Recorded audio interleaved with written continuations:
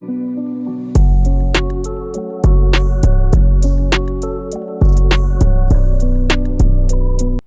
everyone, welcome to Lexocrats.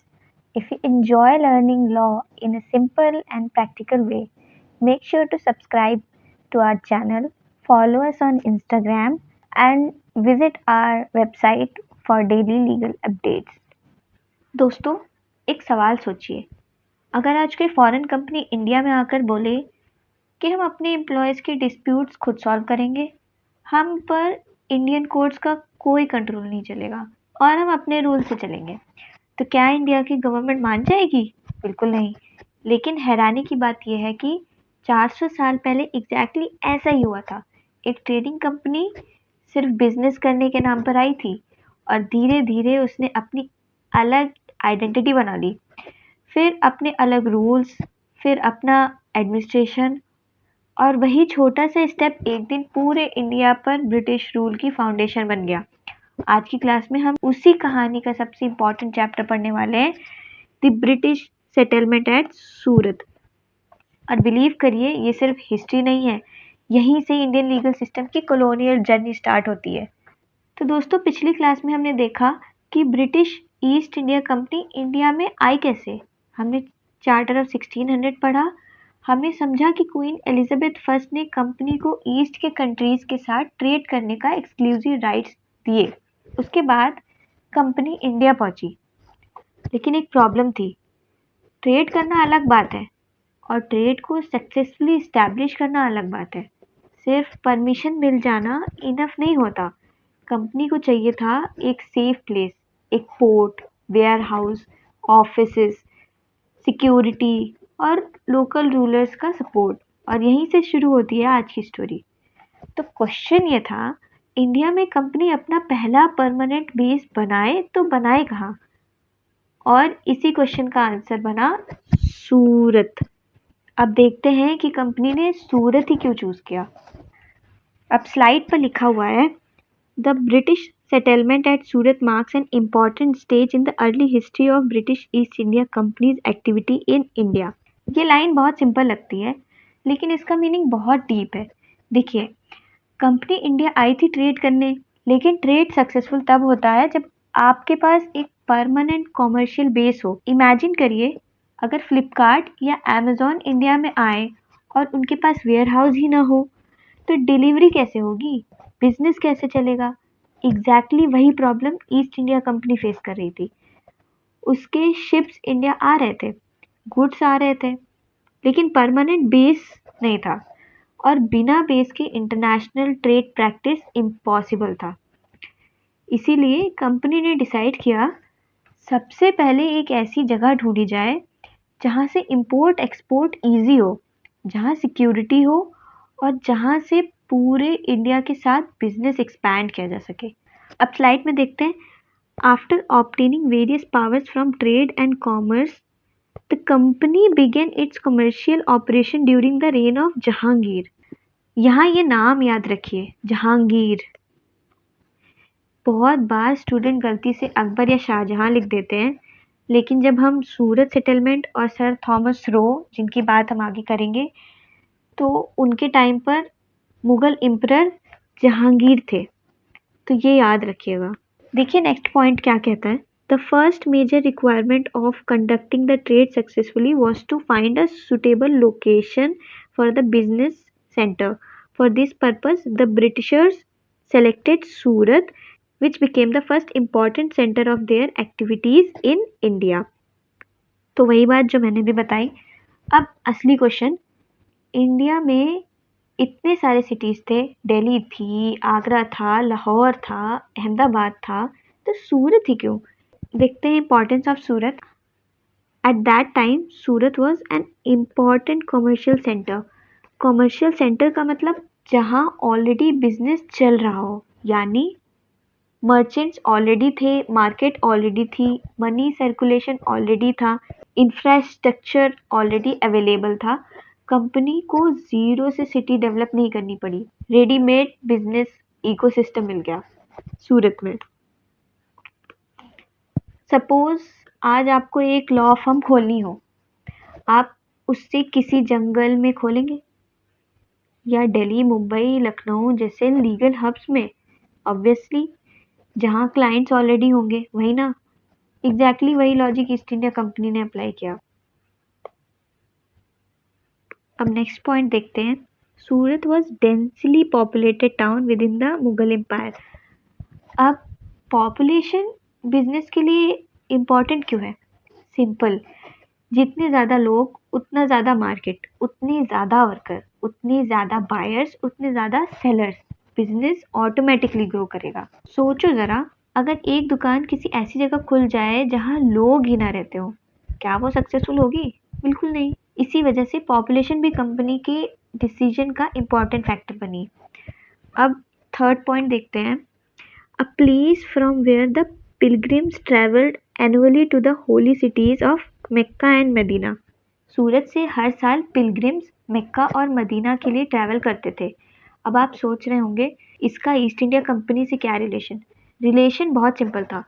जहाँ pilgrimage होती है वहाँ ट्रांसपोर्टेशन डेवलप होता है, शिप्स रेगुलरली ऑपरेट करते हैं, ट्रेड रूट्स एक्टिव रहते हैं और नेचुरली मार्केट भी डेवलप होता है। हिस्ट्री में बहुत बार रिलीजन और कॉमर्स एक दूसरे के पैरेलल डेवलप हुए हैं। जहाँ पिलग्रिमेज रूट्स होते हैं वहाँ ट्रेड भी फ्लरिश करता है और ईस्ट इंडिया कंपनी ने इसी प्रैक्टिकल रियलिटी को समझा। अब आते हैं सबसे इम्पोर्टेंट रीजन पर, और अगर एग्जाम में एक ही रीजन लिखना हो तो ये लिखिएगा। Although Surat already enjoyed commercial importance, the chief attraction for the English was its port. A good port meant easier import and export activities, better communication with foreign markets, convenient transportation of goods. तो ये company के लिए game changer था।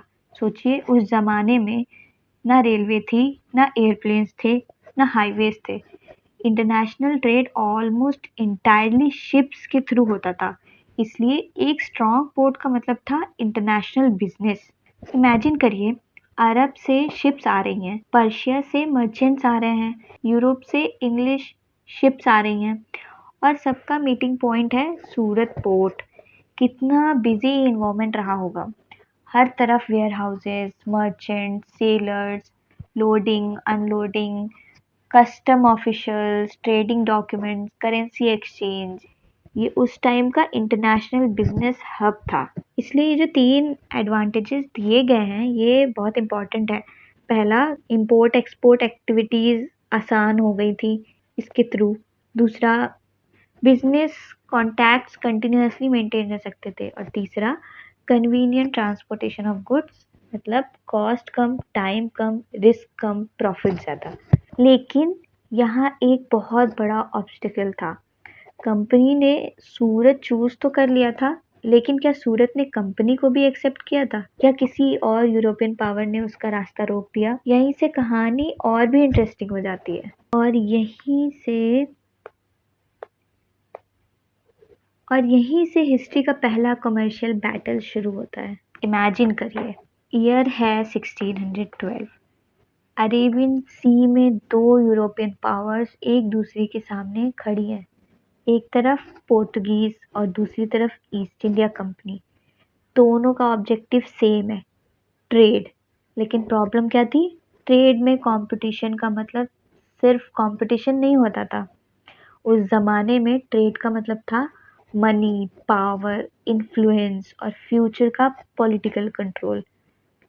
यहाँ एक चीज़ समझिए, Portuguese India में English से पहले आ चुके थे। उन्होंने अपना कमर्शियल नेटवर्क स्टैब्लिश कर लिया था। नेचुरली उन्हें इंडियन बिल्कुल पसंद नहीं आने वाले थे। और एक नई कंपनी मार्केट में आ जाए तो एग्जिस्टिंग कंपनी क्या करेगी? कंपटीशन रोकने की कोशिश करेगी। एग्जैक्टली वही पोर्टुगीज ने किया। अब सोचो, आप एक सक्सेसफुल शॉप चला रहे हैं, पूरी मार्केट में आपका नाम है और अचानक आपकी शॉप के बिल्कुल सामने एक दूसरा दुकान खुल जाए जो आपके ही कस्टमर्स को अट्रैक्ट करे। क्या आप खुश होंगे? ऑब्वियसली नहीं। पोर्टुगीज की सिचुएशन भी एग्जैक्टली यही थी। डिफरेंस सिर्फ इतना था, यहाँ कंपटीशन एडवर्टीजमेंट से नहीं, नेवल पावर से डिसाइड होता था। The Britishers did not establish themselves in Surat easily. Before they arrived, the Portuguese had already established themselves in Surat. They viewed the Britishers as commercial competitors. Naturally, they were unwilling to allow another European trading power to settle there. वही बात जो मैंने बताई अभी आपको.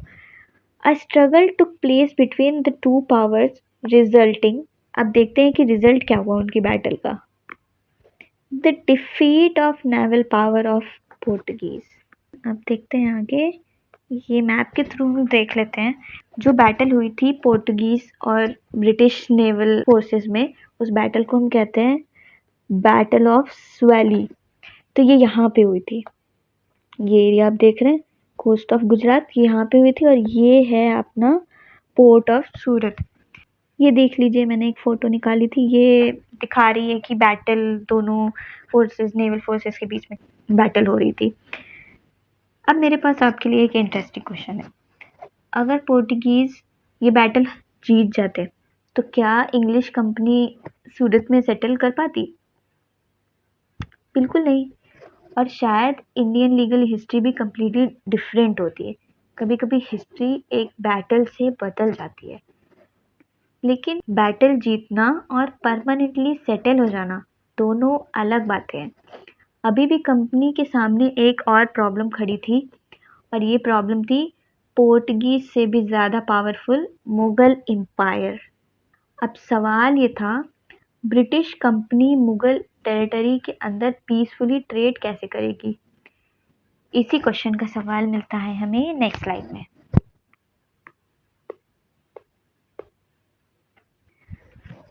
अब company ने सूरत में अपना बेस इस्टेब्लिश तो कर लिया, लेकिन ये लैंड किसकी थी? ब्रिटिश की? नहीं. पोर्टुगीज की? नहीं. ये मुगल एम्पायर का टेरिटरी था.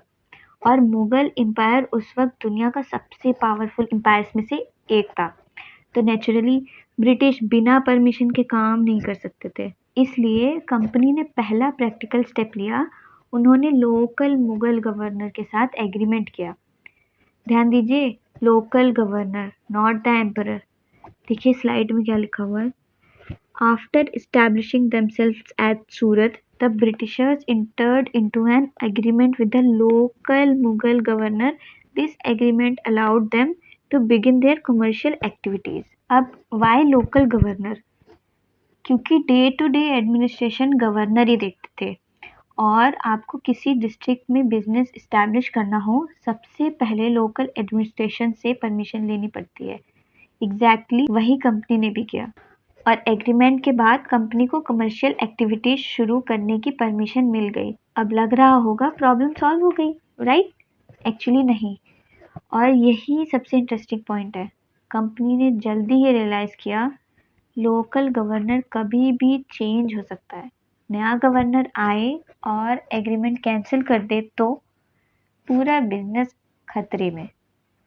तो ये जो नेक्स्ट पॉइंट है, ये भी यही कहता है. However, the company soon realized that local arrangements alone were not sufficient. They wanted great security, permanent recognition, long-term commercial privileges. Therefore, they decided to obtain direct support from the Mughal emperor. Suppose आपने एक shopping mall में shop rent पर ली. Mall का manager change हो गया और नया manager बोले एग्रीमेंट कैंसिल. तो आपका बिजनेस सेफ रहेगा? नहीं. इसी तरह कंपनी को भी परमानेंट सिक्योरिटी चाहिए थी. Therefore, they decided to obtain direct support from the Mughal emperor. अब कंपनी ने सीधा मुगल एम्परर के पास जाने का डिसाइड किया. लेकिन एम्परर के पास कौन जाएगा? कोई ऑर्डिनरी ट्रेडर? बिल्कुल नहीं. इसी मिशन के लिए भेजा गया इंग्लैंड के एक हाईली रिस्पेक्टेड डिप्लोमेट. नाम था सर थॉमस रो. और अब हम पहुंचते हैं इंडियन लीगल हिस्ट्री के सबसे इम्पॉर्टेंट डिप्लोमेटिक मिशन में से एक पर. ईयर है 1615. इंग्लैंड के किंग जेम्स फर्स्ट एक स्पेशल एम्बेसडर को इंडिया भेजते हैं. नाम सर थॉमस रो. ध्यान दीजिए, ये थे official ambassador for England. Why ambassador? क्योंकि कंपनी समझ चुकी थी अब बिजनेस सिर्फ बिजनेस नहीं रहा, अब डिप्लोमेसी की ज़रूरत थी, और डिप्लोमेसी का मतलब होता है नेगोशिएशन, रिलेशनशिप, ट्रस्ट और लॉन्ग टर्म अग्रीमेंट। अब सोचिए, सर थॉमस रो हजारों किलोमीटर का सफ़र करके इंग्लैंड से इंडिया आते हैं, फिर आगरा पहुंचते हैं, और फाइनली मुगल एम्परर जहांगीर के रॉयल कोर्ट में एंट्री होती है। एक तरफ दुनिया के पावरफुल मुगल एम्परर, दूसरी तरफ इंग्लैंड का रिप्रेजेंटेटिव, और बीच में चल रही है नेगोशिएशन जो फ्यूचर में इंडिया की लीगल हिस्ट्री को बदलने वाली है। आपको क्या लगता है, सर थॉमस रॉ जहांगीर के पास क्या मांगने आए होंगे? Gold, land, army? नहीं, उन्होंने मांगा प्रिविलेजेस। और ये प्रिविलेजेस देखने में छोटे लगते हैं, लेकिन फ्यूचर में इन्होंने ब्रिटिश पावर को बहुत स्ट्रांग बना दिया। अब स्लाइड में देख लेते हैं। To obtain permanent facilities and privileges, king James first sent sir Thomas Roe, ambassador of England, to reach the Mughal court at Agra in 1615. His duty was to secure privileges for the British traders directly from the Mughal Emperor Jahangir. अब ये याद रखिएगा कि वो आगरा गए थे, सूरत में नहीं, क्योंकि जो मुगल एम्परर थे वो आगरा में रहते थे, सूरत में नहीं। तो ये याद रखिएगा कि 1615 में सर थॉमस रो आगरा गए थे जहांगीर से मिलने के लिए और उनसे कुछ प्रिविलेजेस लेने के लिए। ये हैं सर थॉमस रो। अब सबसे इम्पोर्टेंट क्वेश्चन, आखिर जहांगीर ने सर थॉमस रो को कौन कौन से राइट्स दिए, और उन राइट्स ने कैसे ब्रिटिश कंपनी को धीरे धीरे एक ऑर्डिनरी ट्रेडर से ऑलमोस्ट एक इंडिपेंडेंट अथॉरिटी बना दिया? यही हम नेक्स्ट स्लाइड में डिटेल में समझते हैं। अब ध्यान से सुनिए, ये सिर्फ कुछ प्रिविलेजेस नहीं थे, ये फ्यूचर ब्रिटिश एडमिनिस्ट्रेशन की लीगल फाउंडेशन थे।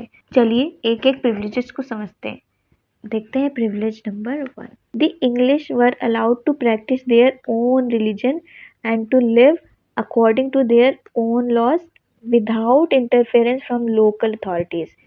This protects the English community from being compelled to follow local religious और legal system in their internal affairs. अब पहली नज़र में लगता है इसमें क्या स्पेशल बात है, लेकिन उस टाइम के कॉन्टेक्स्ट में बहुत एक्स्ट्रॉर्डिनरी प्रिविलेज था। सोचिए, एक इंग्लिश मर्चेंट इंग्लैंड से इंडिया आया और रिलीजन क्रिश्चियनिटी है, उसकी लाइफस्टाइल अलग है, उसका कस्टम अलग है। अगर मुगल अथॉरिटीज़ उससे फोर्स करती कि तुम्हें हमारे रिलीजियस प्रैक्टिसेस फॉलो करने होंगे, तो क्या इंग्लिश कंफर्टेबली इंडिया में सेटल होते? बिल्कुल नहीं। इसलिए जहांगीर ने उन्हें एश्योरेंस दिया, तुम अपना रिलीजन फ्रीली फॉलो कर सकते हो, तुम्हारी इंटरनल लाइफ में अननेसेसरी इंटरफेरेंस नहीं होगा। अब ध्यान रखिए, ये प्रिविलेज इंडियंस को नहीं दिया गया था, ये स्पेसिफिकली इंग्लिश कम्युनिटी के इंटरनल अफेयर्स के लिए था, और इसी वजह से कंपनी को इंडिया में सेटल होने का कॉन्फिडेंस मिला। सोचो ज़रा, अगर किसी फॉरेन इन्वेस्टर को ये भरोसा ही ना हो कि उसकी पर्सनल फ्रीडम प्रोटेक्टेड रहेगी, क्या वो अपना बिजनेस स्टैब्लिश करेगा? प्रोबेबली नहीं। इसीलिए ये प्रिविलेज कॉमर्शियल कॉन्फिडेंस भी क्रिएट करता था। चलिए अब प्रिविलेज नंबर 2 देखते हैं। The Britishers received authority to settle dispute among themselves. This was the major step toward the self-governance. और अगर आपको पूरे लेक्चर में सिर्फ एक ही पॉइंट याद रखना हो तो ये याद रखिएगा, Britishers received authority to settle disputes among themselves. ये लाइन छोटी है लेकिन इसका इम्पैक्ट बहुत बड़ा था। सपोज दो इंग्लिश मर्चेंट्स के बीच कॉन्ट्रैक्ट डिस्प्यूट हो गया, या किसी एम्प्लॉई और कंपनी के ऑफिसर के बीच डिसएग्रीमेंट हो गया। क्वेश्चन, केस किस कोर्ट में जाएगा? क्या मुगल जज डिसाइड करेगा? नहीं, इंग्लिश खुद डिसाइड करेंगे, क्योंकि पहली बार एक फॉरेन कम्युनिटी को इंडिया के अंदर अपने इंटरनल डिस्प्यूट्स खुद रिजॉल्व करने के राइट्स दिए गए, और इसी को हम कहते हैं बिगिनिंग ऑफ सेल्फ गवर्नेंस। ये कंप्लीट इंडिपेंडेंस नहीं थी, लेकिन इंडिपेंडेंस की डायरेक्शन में पहला लीगल स्टेप जरूर था। अब एक और इंटरेस्टिंग क्वेश्चन, अगर डिस्प्यूट इंग्लिश और इंग्लिश के बीच में नहीं बल्कि इंग्लिश और किसी इंडियन के बीच में हो तब क्या होगा? यही नेक्स्ट पॉइंट एक्सप्लेन करता है। आइए देखते हैं। When a dispute involved an Englishman on one side and a Hindu or Muslim on the other side, the matter would be decided by existing local native authority. Thus, local jurisdiction continued in cases involving Indians. यानी अगर दोनों parties English हैं तो English authorities, लेकिन अगर एक party Indian है तब एग्जिस्टिंग लोकल कोर्ट्स। सिंपल। अब एग्जाम्पल लेते हैं, ठीक है। तो पहला केस हम देखते हैं कि एक बंदा है जॉन और दूसरा बंदा है विलियम। अब ये दोनों इंग्लिश मर्चेंट्स हैं, नाम से ही पता चल रहा है इंग्लिश मर्चेंट्स हैं दोनों, ठीक है। तो अब इनके बीच में हो जाता है डिस्प्यूट। तो यहाँ पे डिस्प्यूट कौन डिसाइड करेगा? इंग्लिश ट्रिब्यूनल जो होगी या कंपनी के ट्रिब्यूनल जो होगी वो डिसाइड करेगी, ठीक है। तो अब केस नंबर 2, दूसरा एग्जाम्पल हम ये लेते हैं।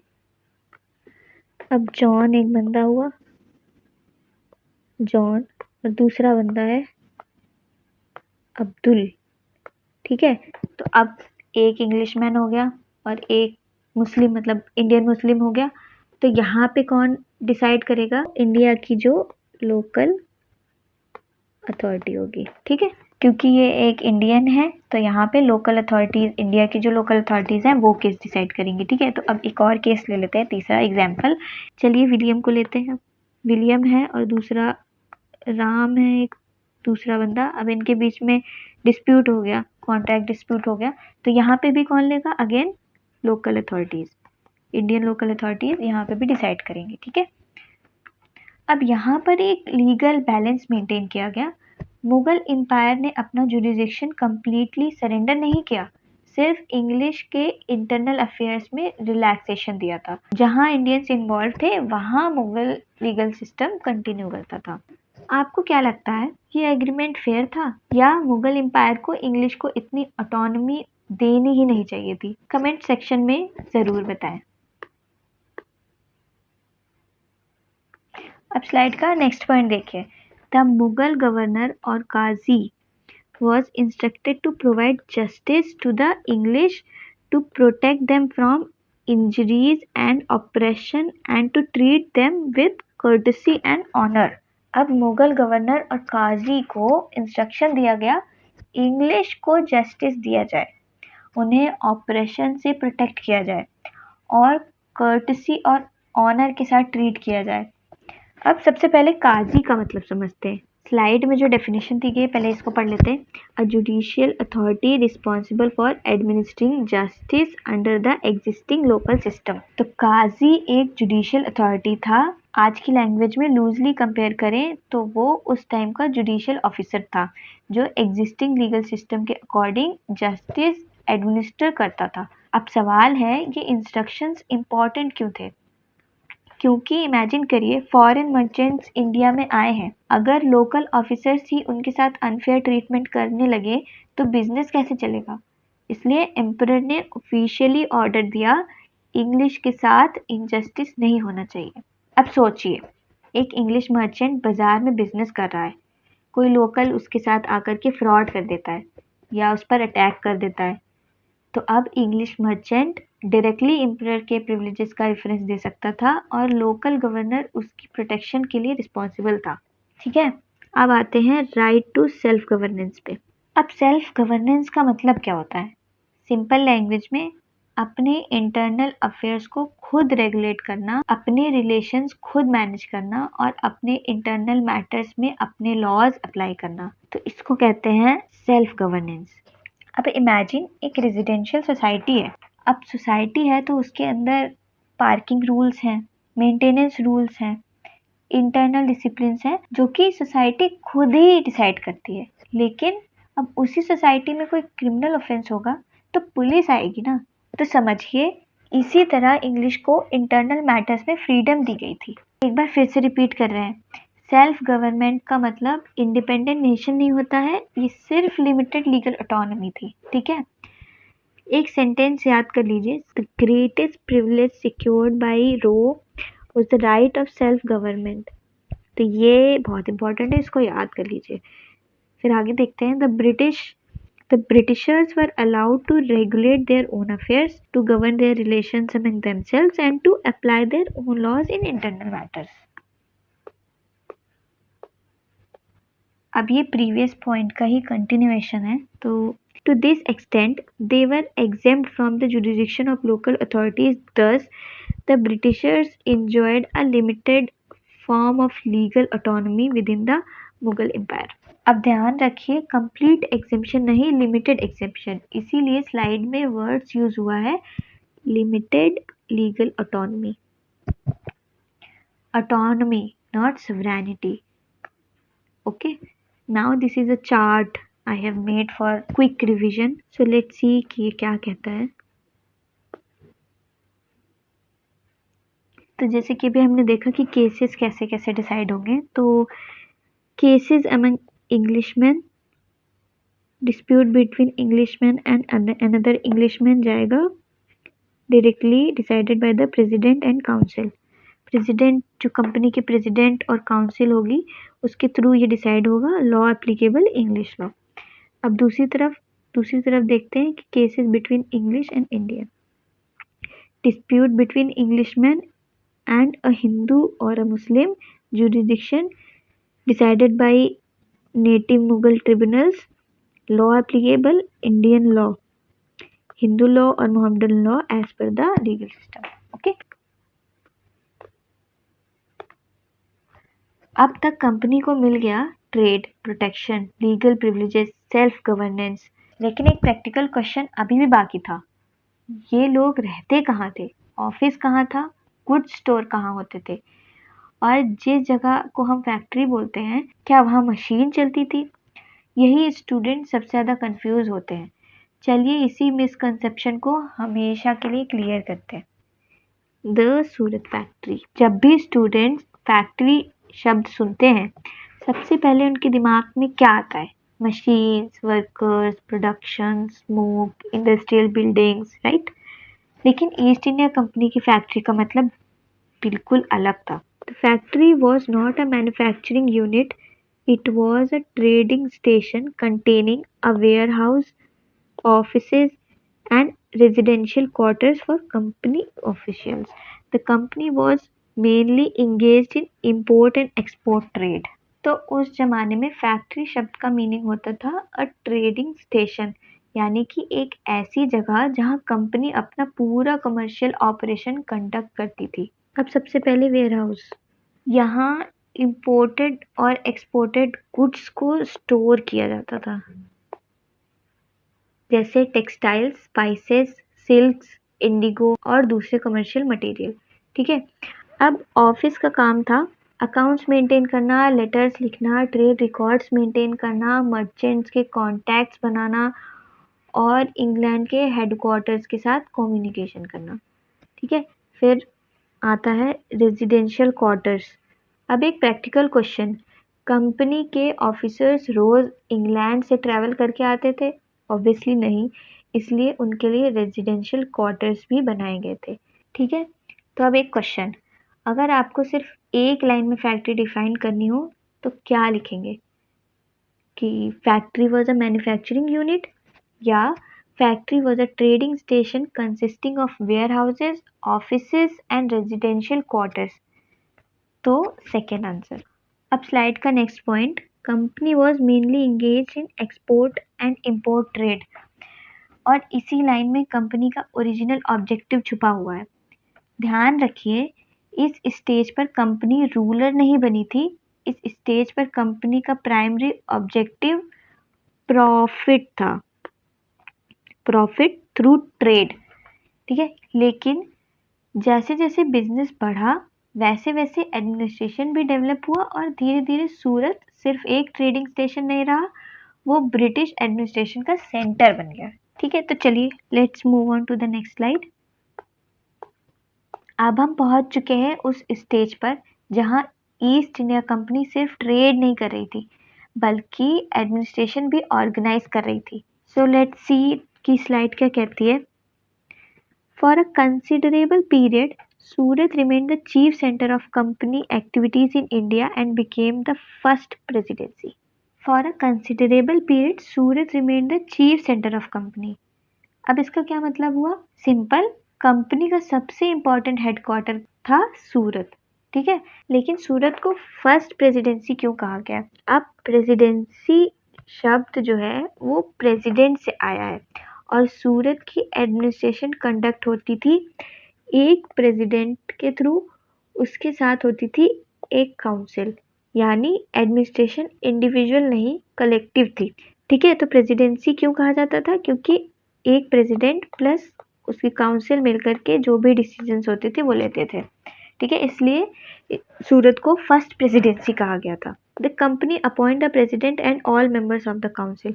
तो ये प्रेसिडेंट और काउंसिल ये अपॉइंट होते थे थ्रू द कंपनी, कंपनी ही इनको अपॉइंट करती थी।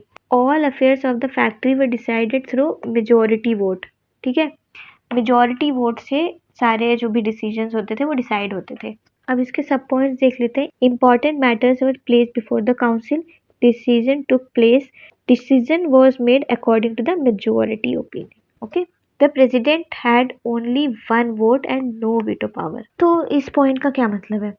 अब प्रेसिडेंट डायरेक्टर नहीं था, वो काउंसिल का मेंबर था, उसका वोट भी एक ही वोट था, ठीक है। उसके पास कोई भी एक्स्ट्रा पावर्स नहीं थी, उसका भी वोट एक काउंट होगा और जो काउंसिल में अदर मेंबर्स हैं उनका भी वोट एक ही काउंट होगा। सोचो ज़रा, अगर काउंसिल में 5 मेंबर्स हैं और प्रेसिडेंट किसी प्रपोजल के फेवर में लेकिन बाकी 4 अपोज करते हैं, तो डिसीजन क्या होगा?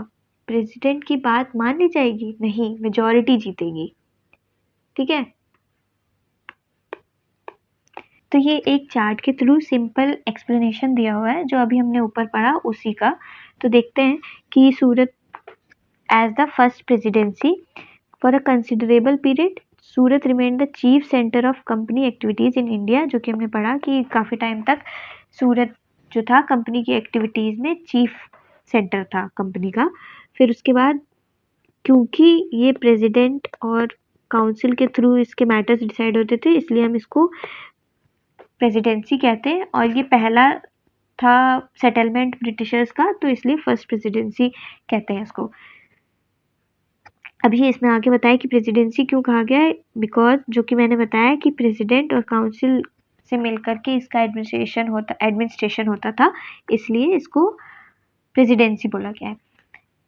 अब इसका एडमिनिस्ट्रेटिव स्ट्रक्चर देख लेते हैं कि अपॉइंटमेंट कौन करता था। तो कंपनी प्रेसिडेंट और काउंसिल दोनों को अपॉइंट करती थी और मेजॉरिटी वोट से सारे मैटर्स डिसाइड होते थे। तो इसका प्रोसेस ये था कि important matters were placed before the council, फिर डिसीजन टुक प्लेस, फिर decision was made according to the majority opinion.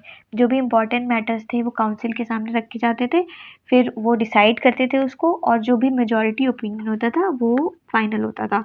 उसके बाद बहुत इंपॉर्टेंट पॉइंट ये है कि जो प्रेसिडेंट था उसका भी 1 ही वोट काउंट होता था, उसके पास कोई भी वीटो पावर नहीं थी। जो भी मेजॉरिटी होगी बस वही फाइनल डिसीजन होगा, ठीक है। अब मैं चाहती हूँ कि आप इस चैप्टर को सिर्फ डेट्स और फैक्ट्स के रूप में याद ना रखें, एक सीक्वेंस के रूप में समझिए। सबसे पहले ईस्ट इंडिया कंपनी आती है इंडिया, उसके बाद उसने सुटेबल लोकेशन ढूंढी और वो लोकेशन थी सूरत। अब सूरत में ब्रिटिशर्स वर्सेस पोर्टुगीज, जिसको हम कहते हैं बैटल ऑफ स्वैली, ये हुई थी, ठीक है। इस बैटल में ब्रिटिशर्स को विक्ट्री मिली, ब्रिटिशर्स को विक्ट्री मिली थी। और फिर फैक्ट्री स्टैब्लिश हो गई। फिर इसके बाद हुआ कि गवर्नर, जो मुगल गवर्नर थे उनसे परमिशन ली गई, ठीक है। पर ब्रिटिशर्स को ये डर था कि गवर्नर चेंज हो जाएंगे तो हमारी जो परमिशन हमें मिली है वो वेस्ट हो जाएगी, या वो जो नए गवर्नर आएंगे वो उसे चेंज कर देंगे। इसलिए उन्होंने सर थॉमस रो को भेजा डायरेक्टली मुगल एम्परर